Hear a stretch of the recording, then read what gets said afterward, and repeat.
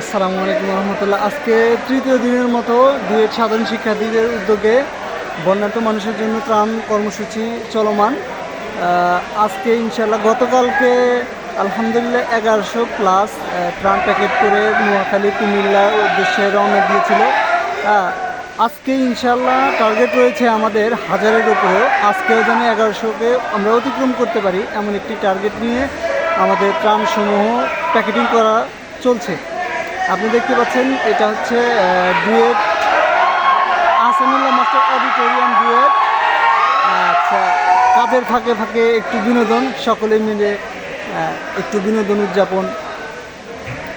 তো Ahsanullah master auditorium duet Gazipur, duet সাধারণ শিক্ষার্থীরা সকলেই স্বতঃস্ফূর্তভাবে আমাদের এই কাজে অংশ নিয়েছে। আর গতকালকে পর্যন্ত আলহামদুলিল্লাহ টাকার মোট কালেকশন প্রায় 14 লাখের উপরে ছিল।